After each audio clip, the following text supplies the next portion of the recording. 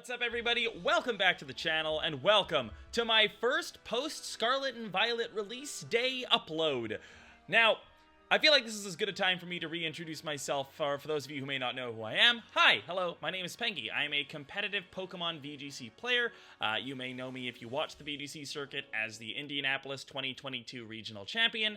And this year, in the upcoming 2023 circuit, I'm going to be going really hard. I'm going to be seeing what I can accomplish. I like to consider myself a pretty good player. And with that in mind, I thought I would bring you guys some insight into early meta, what things could look like with all of the new mons. We have so many new Pokemon, so many new abilities, moves, potential combinations, really cool mechanics, all sorts of cool stuff that's going to be coming up in the 2023 VGC format. But the one thing we don't have right now is an in-game ladder. That's not going to be available for another few days.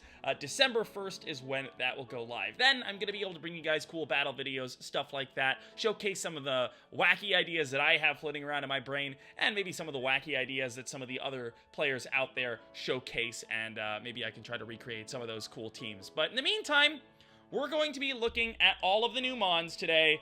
I'm going to be tier listing every new mon, and I'm going to be ranking them by their viability. Now, my caveat here is that while we do have the ability to look at all these Pokemon and know everything, the games are out, I don't know everything about these Pokemon, so I haven't used them, I haven't done that much testing yet, I just have theory stuff going on in my brain, so there's a very good chance that I am wrong about a lot of this, but my first impressions of the Pokemon are what I will be imparting to you today in this video. So, let's get started. So we're gonna go in order of the Pokedex, starting with the final evolved form of Sprigatito, Meowscarada. Now, Meowscarada has some pretty interesting base stats. It's really if you played Gen 8, it's kind of the Cinderace of this gen.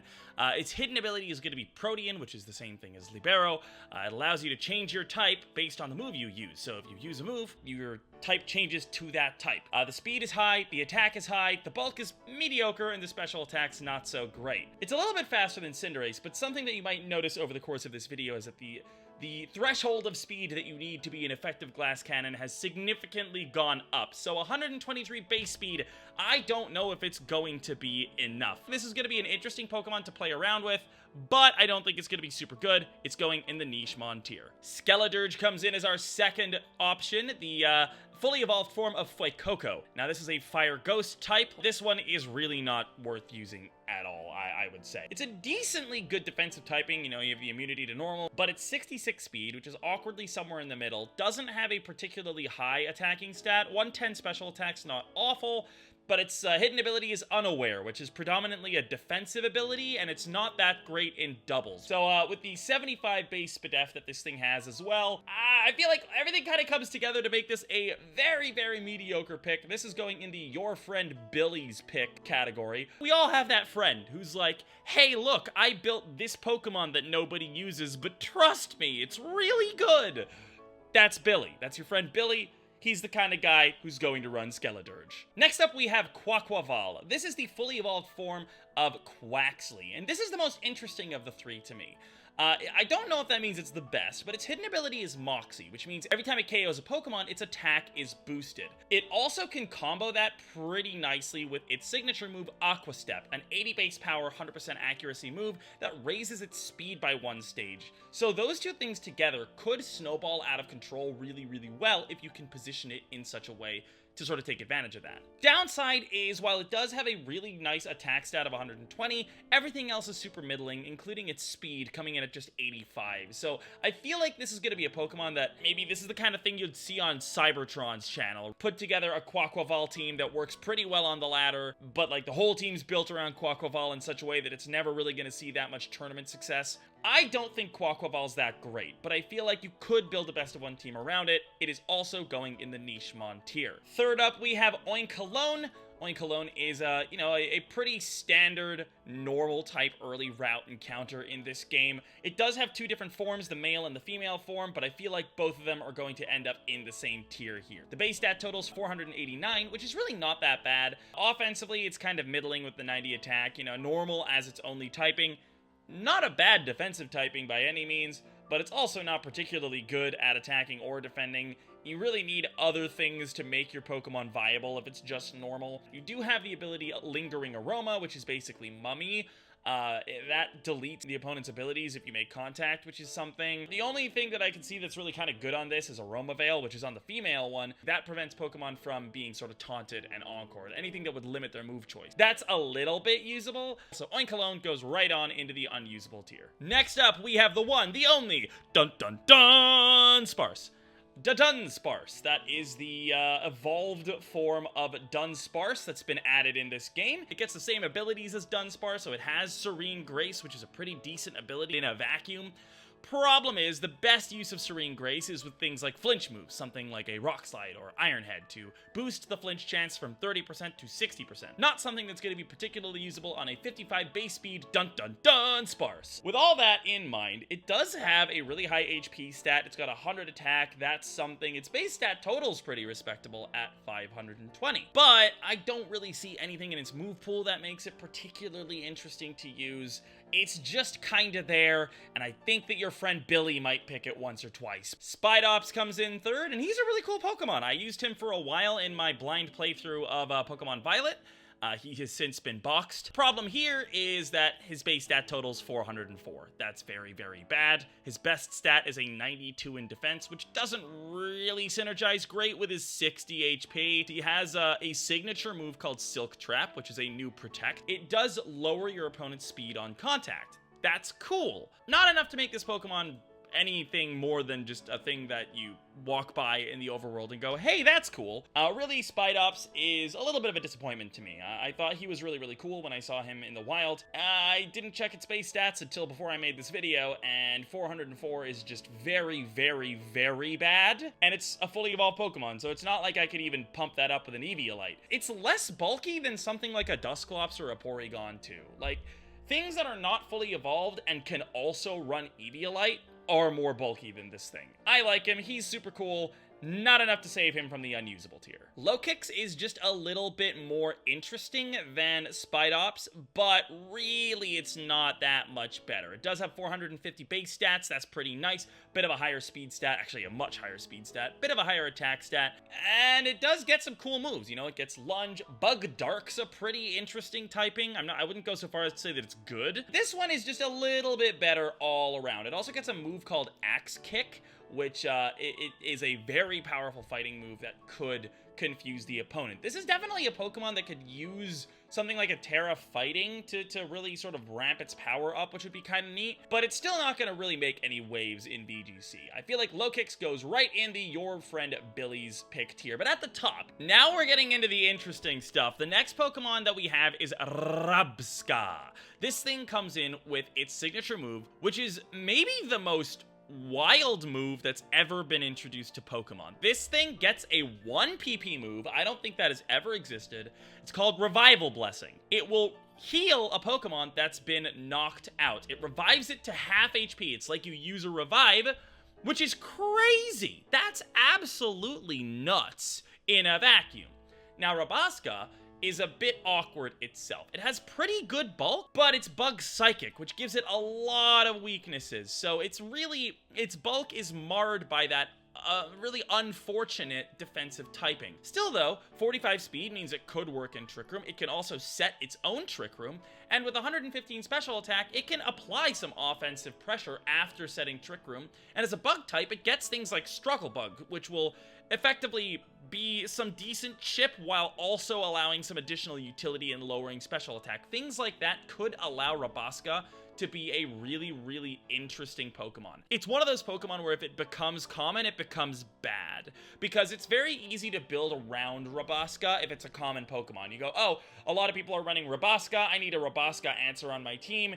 Easy, throw that in. Where it really shines is if nobody's using Rabasca. It's gonna go right at the top of the niche mon tier, and I'm really, really fascinated to see what happens with this Pokemon. Coming up next, we have Houndstone, the evolved form of Griever. Ultimately, it's not an amazing Pokemon. It does have access to Sandrush and Fluffy, which are two interesting abilities. Overall, this thing gets a really cool move. It does get Last Respects upon evolution. Basically, it's a 50 base power ghost type move, which doesn't sound impressive, but I believe it's 50 more more base power for every Pokemon in your party that's fainted. Unfortunately, the stats here on Houndstone aren't that great. It's not a great Pokemon to switch in and out as a pivot Pokemon because it doesn't have access to an ability like Intimidate or Volt Absorb. Its speed is 68, which is both too slow to be good but too fast to be in Trick Room, and the attack stats not that impressive. 101 is a good, decent attack stat, but it's not that great. This thing has longevity. It does have 100 defense and 97 special defense. Problem is, I don't really see what it's doing with that longevity. It doesn't have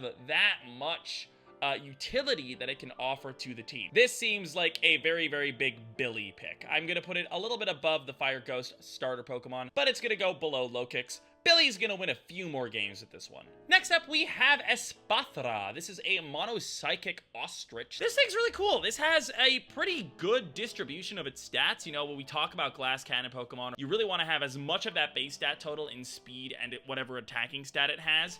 This thing has 105 speed and 101 special attack. 105 speed is not gonna be fast enough to deal with the crazy fast stuff in the meta, but it's fast enough to be pretty good. The bar that I'm trying to clear personally with my attackers is Arcanine. Arcanine's 95 base speed. It can Intimidate, Will-O-Wisp, and Snarl. It's going to be the premier Intimidator in this format by the looks of it, so as long as you're outspeeding Arcanine, you get a passing grade. The question is, what can you do with that speed, right? So when we look at Espathra, it's interesting because it does have a really cool ability called Opportunist. So Opportunist copies stat boosts by the opponent. I believe the way this works is that if you're on the field and your opponent Swords Dances, you'll also get a Swords Dance. That sounds really cool. It sounds really oppressive, but realistically, you have two problems. Number one, your defenses aren't that good. You've got good HP, but you don't have great defense stats. Staying on the field for a lot of turns to take advantage of Opportunist isn't gonna be that likely. The second problem is it's really easy to play around Opportunist. One of the other problems that this Pokemon has is that its other two abilities are Frisk and Speed Boost. Those are not awful abilities, but they show themselves. If you're seeing no Frisk, no Speed Boost, you know that your opponent's running Opportunist, and you can play around that pretty easily. At the end of the day, I do feel like this thing could see some play. It does get a lot of interesting flying-type moves, so Terra Flying could be an option. It gets its own unique move called Lumina Crash, which harshly lowers the opponent's special defense while doing 80 base damage. I could see this having a niche. It gets a ton of coverage, so this is one of those Pokemon that really, if you do see it, you are going to be a little worried about what's the Terra type. At the end of the day, I do feel like Espathra, it's not going to be a common pick, but I do feel like it could find its niche in this format. It's going to go here. It's going to go second right now in the Nichemon pick. Farigiraf is next. This thing is one of the most talked about Pokemon from the trailers. It is the evolution of Girafarig, and it's really cool. It is the same normal psychic typing, so you, of course, maintain the immunity to Ghost, which is nice when you're talking about a psychic type. It may well be the premier Trick Room setter in the format, because you have Armor Tail as an ability, which is basically Queenly Majesty. You can't be faked out. Opposing priority moves will not be able to work when they target your Pokemon. It also gets a unique ability called Cudchew, which is essentially doubling the effectiveness of berries, which is, not awful, but not great. And it gets Sap Sipper, which allows you to switch into Grass-type moves and get an attack boost from those. I don't think you're going to see Sap Sipper on this Pokemon at all. I don't think you're going to see Cudchew that much. It's going to be running mostly Armor Tail. It's a really, really good ability. The other two are both decent abilities, but when you have Armor Tail, why bother? The real question to me comes with, what does it do after it sets the Trick Room? It has a lot of options. I'm just not really sure which ones are good. And while it gets a lot of really interesting coverage moves, the newer ones that are actually super interesting, like Trailblaze, they're physical. It's not really going to be that awesome a physical Pokemon. That being said, Trick Room looks like it's going to be really, really strong if you can get it to work. So I feel like Farigiraf is going to go as our first common pick. Probably going to end up pretty close to the bottom of this tier, but I feel like it's just such a good Trick Room setter that it does have to be respected. Wugtrio is real bad. I don't know what to tell you. It doesn't really have anything going for it. Your friend Billy is going to try this Pokemon, but he's going to win so few games that he's not even going to pick it beyond the first few. Next up is Dondozo, and Dondozo is fine. Decent Trick Room Pokemon, 35 speed's pretty slow. He's got 150 base HP because he's a big old whale. 100 base attack, decent defense, not very good special defense, but that's kind of compensated by the HP. So at the end of the day, you look at this and you're like, all right, it gets some abilities that are okay. Unaware and Oblivious are okay. Water Veil protects it from a burn. It gets access to the brand new Wave Crash, which is basically Water Flare Blitz, which is pretty cool. But here's the thing. On its own, Dondozo is a Billy Pokemon, We're gonna drop him in here momentarily, because the problem that we have to consider if you're facing off against a Dondozo is what your opponent does with their Tatsugiri. Now, Tatsugiri is another Pokemon where if we're talking about it on its own merits, it has 120 special attack, that's pretty good, and other than that, it doesn't have much going for it. It gets Storm Drain, which is kind of cool, but Gastrodon's in the game, so I don't know why you'd run this as a Storm Drain user. On its own, we find the Tatsugiri, and we throw it kind of in the unusable tier. Why am I talking about these two Pokemon now? That's because of Tatsugiri's other ability, Commander. The way it's phrased is that it goes inside the mouth of an ally Dondozo if one is on the field. I believe this happens at the end of the turn. The trick here is you U-turn out into Dondozo, and then, all of a sudden, you get the Commander boost. What's the Commander boost? It's +2 of everything. Now, we don't have that much testing done in-game. There's been some testing on Pokemon Showdown, and on Pokemon Showdown, the way it works is that even after the Tatsugiri is knocked out, the Dondozo retains the boosts. So, these two Pokemon together, if Showdown is correct, these become an incredibly good niche combo. It's going to be something that every single team has to respect. If you played early Sword and Shield, it'll be like beat up Whimsicott with Arcanine. Honestly, not that great a strategy, but it's good enough that if you don't have an answer dedicated for it on your team, it will roll over your entire team. So that is where these two come in. That's how they get their sort of niche-mon status. And now we're going to jump around in the decks a little bit more, because we're going to talk about my new best friend, Flamigo. Now, Flamigo is a flying fighting Pokemon, but if you combo with these two bad boys, Flamigo gets the access to the ability Co-Star. When it comes into play, it copies all of the stat changes that the allied Pokemon has. So, the strat is pretty simple. You have Tatsugiri +1. You keep the Tatsugiri alive with Endure or Protect. You switch the U-turner out, or the other one U-turns into Dondozo, which then gets +2/+2 on everything. Then the Tatsugiri gets knocked out, and you bring the Co-Star Flamigo in, and then suddenly you have two Pokemon with +2 on every stat. Absolutely nuts. That is an incredible wombo combo in the same vein as Beat Up Arcanine, but so much more deadly if you're not prepared. It's a very, very crazy Pokemon in this combo, but outside of the combo, even though it has a little bit more utility, I am not going to put it any higher than these Pokemon. We're just gonna basically put them all in essentially the same area. They're ordered in order of how much utility they have outside of the combo play, but realistically, even with the utility they have, they shouldn't see any play outside of that. Next up, we have Veluza. This one is super easy. Veluza, it doesn't have any really good stats. It's just kind of awful. How do I describe Palafin? Palafin is similar to Wishy-Washy, if you want to think about Wishy-Washy. Wishy-Washy, a weak Pokemon that when it has more than 25% of its HP goes into school form and has a base stat total of 620. It's basically a restricted Pokemon with a couple of downsides, or the main downside of Wishy-Washy is its schooling. Palafin works a little differently, but is a similar concept. Palafin has the Zero form, which it starts with, and the Hero form. Zero to Hero is its only ability, and basically, when it switches out, it transforms into its Hero form. Now, we're going to put the stats of the Zero form up here. 100 base speed is fast enough to be able to get something like a flip turn off. That is a move that it has access to. It's basically water U-turn. It has okay bulk. You know, you have the 100 base HP that kind of compensates for the lower defensive stats. Really, you kind of have to Scarf this thing, or run it with Pranks or Tailwind. Like, you need some kind of speed support to be able to get the flip turn off against some of the faster teams in the format. But let me show you the stats of the Hero form. Right above my head, you have the stats of the Hero form. Yeah, it's a restricted Pokemon. It's just a restricted Pokemon.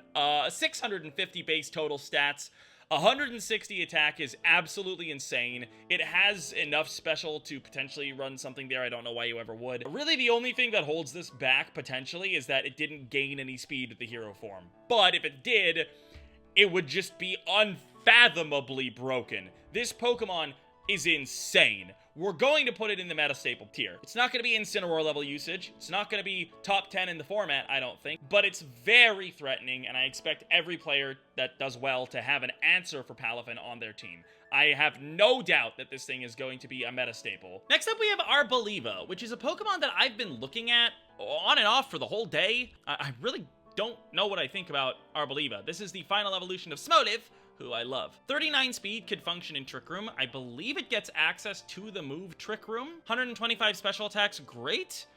But its typing is normal grass, which is a very bad defensive typing. You get access to 4 resists and an immunity, but you're weak to 6 different types, and a lot of them are really common. There's a lot of stuff that could blow up Arboliva. Its defenses are pretty good, so it's probably got some survivability, but I don't really know what it's doing with it. Its abilities are interesting, but its main one is Seed Sower, and that sets grassy terrain whenever this thing gets hit. Realistically, it's just worse Grassy Surge. It could be really interesting if terrain control becomes a big part of the meta, because then you're like, oh, I don't, like, even if my Pokemon's in, I can hit it, or have you hit it, and then I'll be able to reset the terrain even if you've switched in Tapu Fini or something, right? But, like, Tapus aren't going to be in this format. I don't really think that's that beneficial at this point in time. Arboliva is a cool Pokemon that I would love to try. I just don't really know how I would go about doing that. It's one of the better Pokemon that your friend Billy is going to try to use. People have been asking for a fire grass type Pokemon for so long, and it's finally a reality. And they did it in the coolest way that I could think possible. They have created Scovillain. He is a fire grass type Pokemon called the Spicy Pepper Pokemon. What a perfect way to do fire and grass as a type combo. He's got the ability Moody and also Chlorophyll, which is a really good ability as well. Moody, though, is really cool for this guy. He's got 108 attack and 108 special attack. Now, on paper, you don't really want to be investing those base stats into both attack and special attack, but in a game where we have Terra Blast, which functions based off whichever stat's higher, and also you have Moody. For those who are not aware, by the way, Moody, it lowers one of your stats by 1 randomly and raises one of your stats by 2 at the end of every turn. So with Moody and Terra Blast, having access to 2 pretty good attack stats is great. You could run a full physical set and then Terra Blast, and then if you get a bunch of special attack boosts, you can still take advantage of that with Terra Blast. I don't think he's going to win any tournaments, but I could absolutely see him being on a good ladder team. He's going to go right in the middle of the Nichemon tier. Belly Bolt, Belly Bolt, Belly Bolt, Belly Bolt. I don't know why I'm doing this. I just love him. I love him so much. I love Belly Bolt. He has decent base stats. He's got a 495 base stat total. Pretty solid special attack. Pretty solid bulk. Low speed. It's awkward. It's 45, which is like too fast for me to feel comfortable running it in Trick Room, but too slow to do anything else. This thing's cool, you know? He gets a unique ability called Electromorphosis, where every time he's hit, it powers up the next electric move he's gonna use. I don't know if it stacks. I don't think Belly Bolt's great, but I have an idea of a cool little meme team that I could do. I really should have made a tier for meme teams, honestly. He barely makes it into the Nichemon things. I can think of one way to use him reasonably well. I don't know if I hate or love Rev of Room. Steel Poison's a really cool typing. It's an incredible defensive typing. He gets access to the Filter ability, which means that fire and ground moves would do less damage to him. Overcoat's pretty decent, makes you immune to Sleep Powder and Spore and stuff. 119 attacks, honestly pretty good.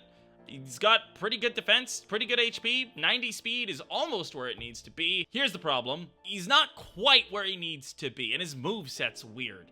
He gets access to a new move called Spin Out, which is a 100 base power move that's Steel type, guaranteed to hit, harshly lowers the user's speed. So he also gets Gyro Ball. So you think to yourself, oh, that's really cool. You can lower your speed by using Spin Out and then use Gyro Ball. But his base speed's 90, so like you need to spin out like 2 or 3 times before Gyro Ball starts actually doing anything. He gets Magnet Rise, which is actually really cool. That's one of the reasons I actually like this a little bit. This thing is a pain to kill, but I don't really know what it does while it's sitting on the field. But yeah, I like Rev of Room, and like its stats are pretty good, so I'm here, I guess. Next up is Orthworm. Orthworm looks kind of cool. He has 145 base defense. He's really shoved into that defense, gets Iron Defense Body Press, which sounds pretty great. Really outclassed by other Iron Defense Body Press users. He's got no special defense to speak of. He's kind of like a Fortress, and I don't think either of them are very good. Your friend Billy might find some success with it, though. Cyclizar is actually kind of cool. He's got 500 base stats. I've been using him a little bit in my casual playthrough of the game.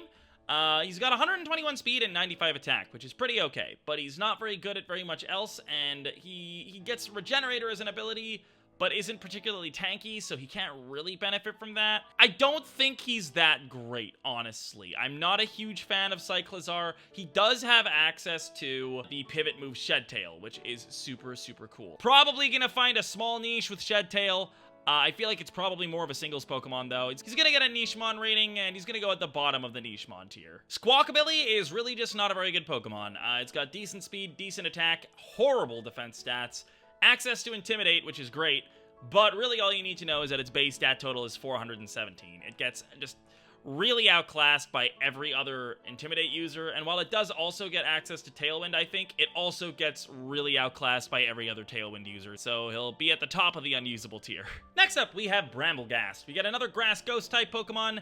I feel like we have enough of those already, and this one I don't think is any better than the other ones. It gets a unique ability that doesn't really gain that much. It's immune to wind moves, which is not flying moves, just wind moves, I guess. Bulk-wise, pretty bad. Speed is at 90, which is not quite enough, and the attack is just not, it's just not gonna do enough. So this thing, again, not very usable. It's gonna go around here, right above Wugtrio. Alright, now that we have most of the bad ones out of the way, let's talk about Mousehold. I'm honestly not sure just how good this thing is gonna be, but it looks insane. This thing gets access to Friend Guard, which is one of the best abilities in the game. Now, Friend Guard probably not going to be quite as strong without Dynamax, but it's still an incredibly good ability. This Pokemon has a 111 base speed stat, which is faster than most things. It gets access to Follow Me, which is obviously one of the best support moves, if not the best support move. Things like Helping Hand, Baby Doll Eyes. The big interesting thing that I'm not really sure how good or bad it's going to be is Population Bomb. This is its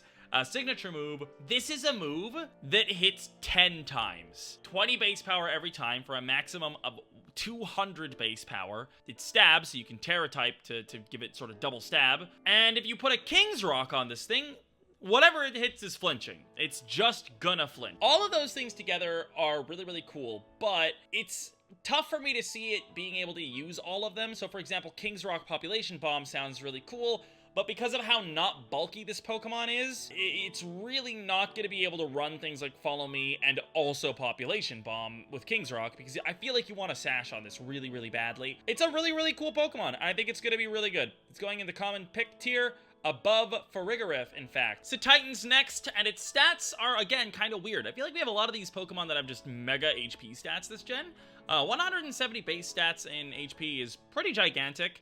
It's enough to compensate for the low defensive stats, for sure. 113 attack is not bad either. 73 speed is not bad when you factor in the Slush Rush ability that this thing gets access to. It's really only going to be usable on Hail, and even then, I'm not convinced that it's the best sweeper. There are some other ones that I think could be a little better. Regardless, I feel like we are going to see a lot of Titan in the early format on some of the Hail teams that I expect to see people trying out. So it's going to be a Nichemon. I'm going to put it actually pretty high up in the Nichemon status. It's going to depend on how good Hail is. If Hail is good, Titan's going to be pretty good. I believe that Baxcalibur is the pseudo-legendary of this generation. He's Kyurem-ish. He's got a very high attack stat, Dragon Ice type, doesn't have a great ability, and doesn't have great speed. That's the problem, right? Dragon Ice, really bad defensive typing. Thermal Exchange is an interesting ability where it raises attack when hit by a fire type move, but its defenses aren't amazing. They're not awful, but it's still like such a situational ability that it's not going to be that fantastic. It's not like Dragapult, which was the pseudo-legendary of the last generation, where it's like, oh, I'm the best physical attacker in the format, my abilities, you can't intimidate me. Meanwhile, we do have a unique move for Baxcalibur called Glaive Rush. Again, it's a 120 base power dragon move that doubles the damage that your opponent deal next turn. A very risky move to be running as your only dragon move, but I don't know why you'd really want to be running another one. Its base stats are high enough that you're probably going to see a niche for it somewhere. It's like Revavroom level. I don't think this is going to be that great. Pawmot is the final evolution of Pawmi, which a lot of people like. It is an electric fighting type Pokemon. It has access to the ability Volt Absorb, which is a good ability on paper. For an electric fighting type, not really that great.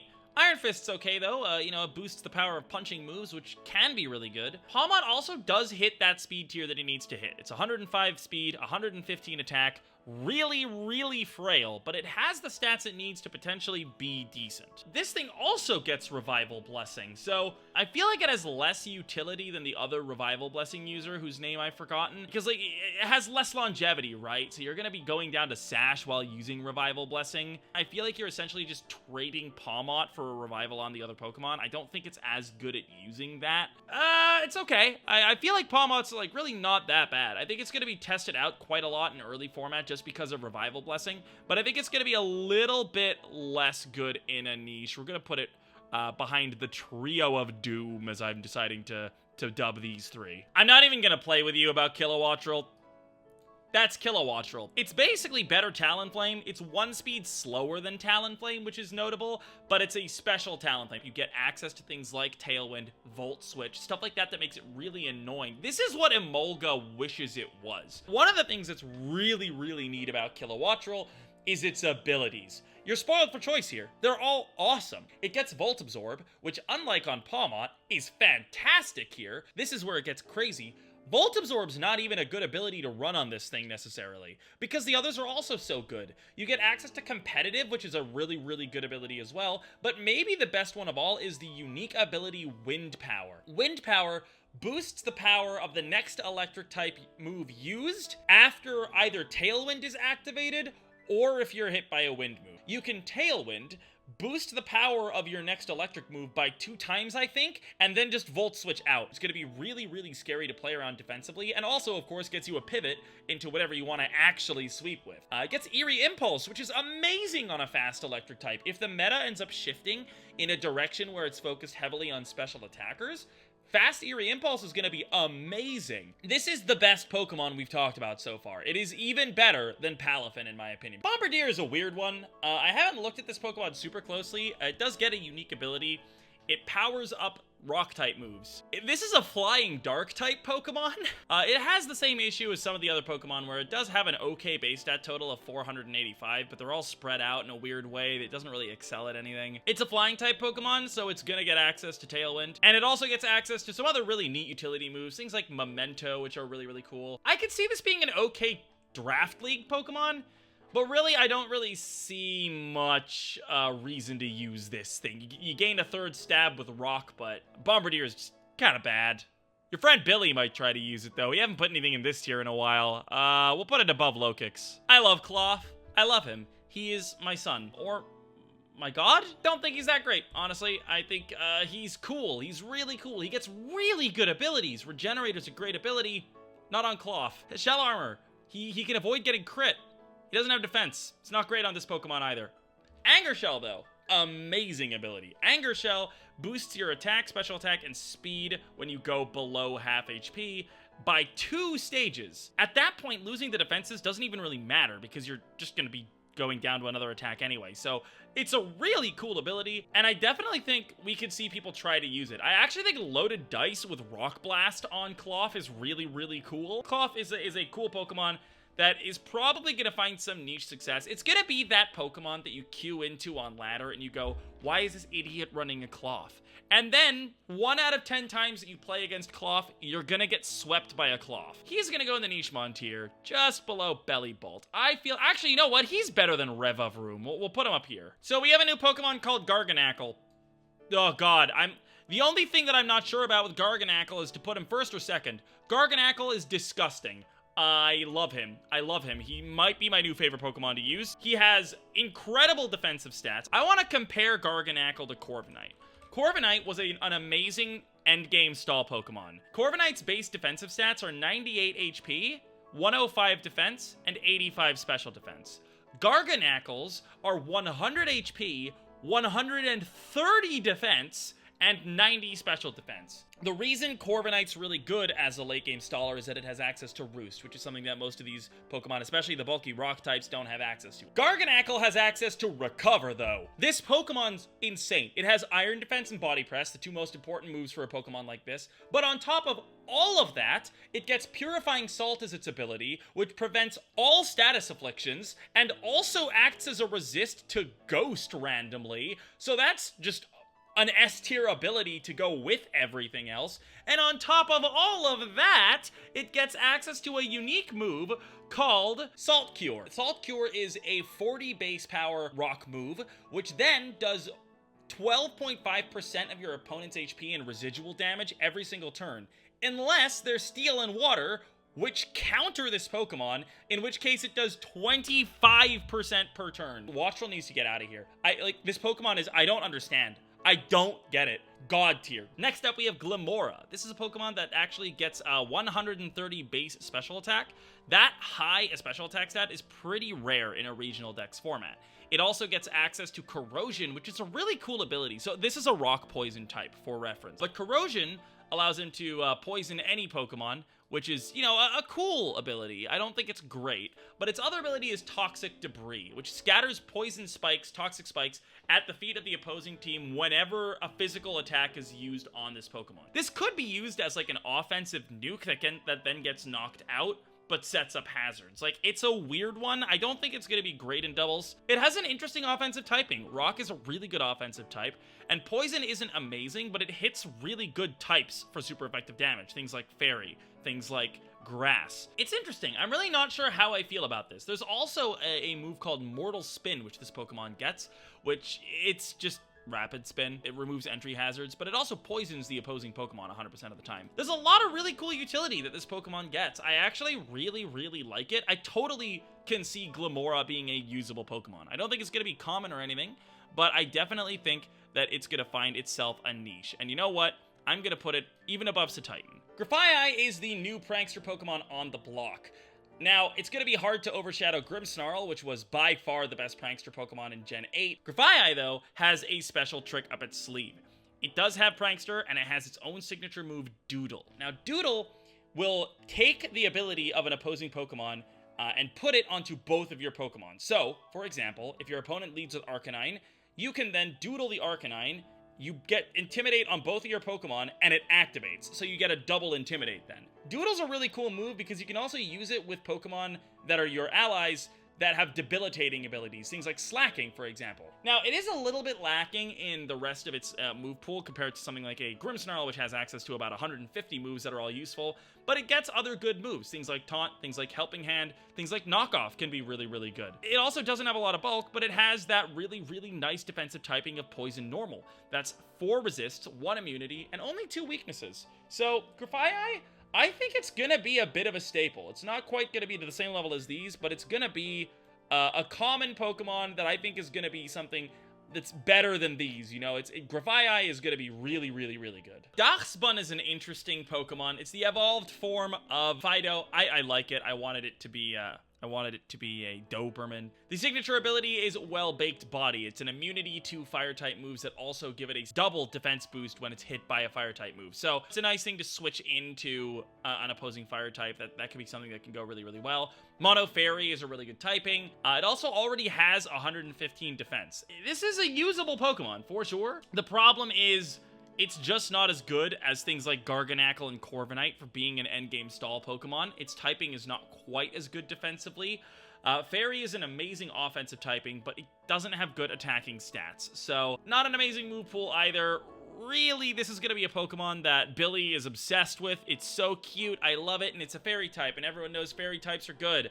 Billy, don't use this Pokemon. Mabosstiff just looks so sad, and I want to hug him, and he's just such a good boy. He gets Intimidate, which is a great ability, of course. 505 base stats is pretty good as well. Honestly, he reminds me a lot of Stoutland. He gets access to, like, Play Rough. He gets access to Wild Charge. A lot of these moves that are good moves in the right hands, but Mabosstiff isn't really the right hands. He gets a unique move called Comeuppance, which says deals more damage to the opponent than last inflicted damage on Mabosstiff. I'm not gonna lie, I don't really know what that means. Is it counter? but like for physical and special, I honestly don't know. I struggle with where to rate my boss stiff. He's a dark type with Intimidate, which is pretty good. Passable speed. I feel like he's fine. He's gonna go like, he'll go above Cloth. Let's put him here. Goldengo is next. This is gonna be the most annoying Pokemon to actually get in game. It's the evolution of Gimmighoul. Steel Ghost. Really cool Pokemon. He gets an amazing ability called Good as Gold. It gives him an immunity to status moves. Now, I'm not 100% sure if this is just defensive or if he's immune to allies using status moves on him. So maybe he would be immune to something like a Heal Pulse. I'm not 100% sure how that's going to work. He's middling speed. He reminds me of Xurkitree with his stats, but like less extreme. He's got 133 special attack, which is great. And 84 speed, and everything else is like pretty mid as well. Now, the cool thing here is that he gets access to a signature move called Make It Rain, which is essentially Payday if it was good. It's a 120 base power spread move, and it's Steel. So, great offensive type, spread move, 120 base power. I guess a better way to put it is that this is a Steel Astral Barrage, which is kind of insane when you think about it. Now, things like Berserker are in the game, so Steely Spirit's an option, Helping Hand's an option. This thing can Terra Steel to make it even stronger. I think it's going to be a pretty common pick. I think there's a few ways you can run it, but you don't really have to get creative with it. All you have to do is have it do a bunch of damage, and I think a lot of people are going to have a lot of success by just nuking things from orbit with this thing. We have a new addition to the best typing in the game. Fairy Steel has a new friend, Tinkaton. I don't think it's actually that good. It's the best typing in the game. I heard initially there was a new Fairy Steel and I was a little scared. It gets Mold Breaker, which is a great ability, but offensively it's pretty bad. 70 special attack and 75 attack. Not great physical bulk. It's basically just a special defensive thing with a bunch of speed. I don't really know what that does. It does, however, get access to a move called Gigaton Hammer, which is a 160 base power Steel type move. Its only downside is that it can't be used twice in a row, but it doesn't make you recharge or anything.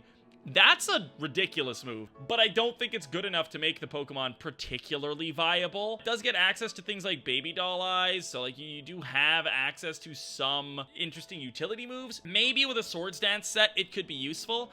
But realistically, I feel like Tinkaton is probably going to end up being around here. We'll put it above Pawmot. We're going to talk about Ceruledge and Armarouge in the same breath. Now, one of these, Ceruledge, is a Fire Ghost type. Armarouge is a Fire Psychic type. They both are the same line. They both evolve from Charcadet. They both have really good offensive stats. So Armarouge is a special attacker. Ceruledge is a physical attacker. The issue here is that they don't have a lot of speed. They're both 75 base speed, I believe. Actually, Ceruledge is 85. It's still not enough. It's still too slow. They have not great defensive typings. Flash Fire is cool, but you're already a fire type. And there's a lot of weaknesses to Fire, Ghost, and Psychic. It's gonna be a struggle to keep these things on the field and actually using their moves. A cool thing for Armarouge is that it gets access to Armor Cannon as a move, which is basically a 120 base power fire type move that lowers its defense and special defense after use. That's a really, really neat move. Ceruledge, on the other hand, also gets its own special move, Bitter Blade. That is a little bit more of a useful move, I think, for keeping it alive. It's a 90 base power fire move that heals the Ceruledge for 50% of the damage dealt. At the end of the day, though, I feel like both of these Pokemon are just not quite good enough. You'll probably see them used on ladder a little bit. I don't really see them being all that good, though. I'm gonna put them both in the Your Friend Billy's Pick tier. I think Ceruledge is a little bite better. Toedscruel is the new Tentacruel. It's not technically a new Tentacruel, but it's the new Tentacruel, so you know what I mean. It's got Mycelium Might, which is an ability that makes status moves go last, but also not be affected by the opponent's ability. I don't really get what that's doing on Toedscruel. I just don't think this Pokemon is particularly good. It also doesn't have great offensive stats. I just don't think this thing's all that good. It's kind of unusable. Yep, we're putting him there. I'm sorry, buddy. Clodsire is weird. Clodsire is a poison ground type. Not an amazing typing, but not the worst. He also gets access to the Water Absorb ability, which is pretty good, actually. That makes him immune to electric and water. He still keeps a bunch of weaknesses, but not as many as he has resists. Problem is, that's kind of where the benefits end here. Doesn't get anything particularly cool. It gets access to Chilling Water, like some cool utility moves.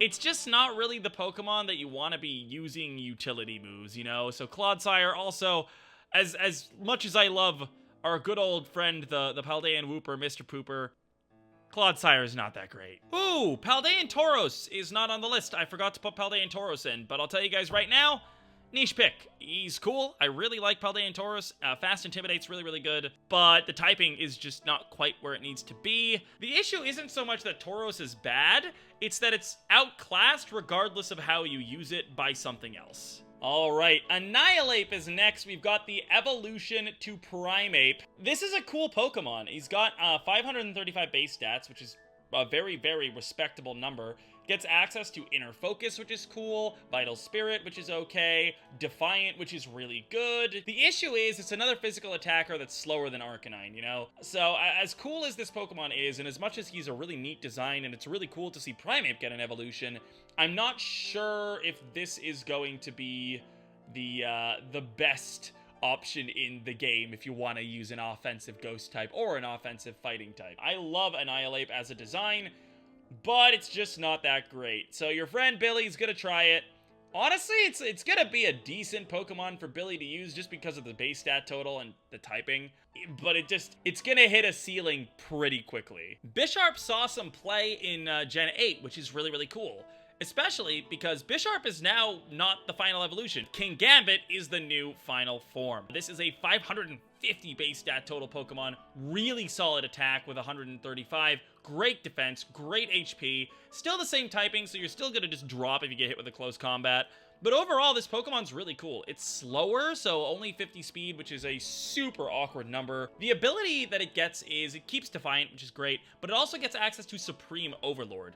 Basically, when this Pokemon comes in, it gains attack boosts one time for every Pokemon in your party that's been defeated. So if it comes out sort of the last Pokemon when you've got 2 defeated, it's gonna be +2. That's pretty cool. He does get access to his own special unique move, Kowtow Cleave. Honestly, not that great a move. 85 base power, always hits, so if you do run into somebody running Chansey, you're going to be able to hit them, which is pretty cool. I think this Pokemon's good, though. I think Kingambit's not that bad. I think it's, Defiant's great. Supreme Overlord is interesting. I feel like Defiant's probably still better. It's really the base stat total that puts this one over the top. I think this is going to be a reasonably common Pokemon. It's going to go at the bottom of this tier. It's going to be worth consideration for, you know, things that need a Steel type or a Dark type to kind of round it out.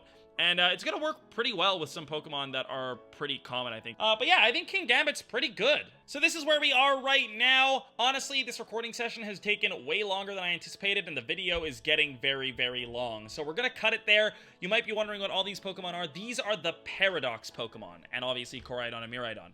So, if you'd like to see another video where I rank the Paradox Pokemon, let me know. Like, comment, all that stuff. Subscribe and ring the bell if you're excited for more Scarlet and Violet content. I'm going to bring you a lot of really cool battle videos featuring a lot of these Pokemon. The Paradox Pokemon I figured were a pretty natural place to end because we're not even sure if they're going to be legal yet. There is 2 schools of thought. One is that everything's going to be legal because they want to market the game.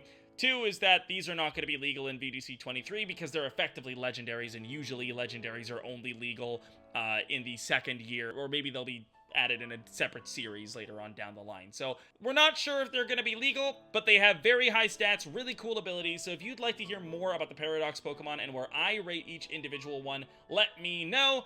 And in the meantime, I hope you guys are all having a wonderful morning, afternoon, evening, or night, whatever it is, wherever you are in the world, and I'll see you guys next time.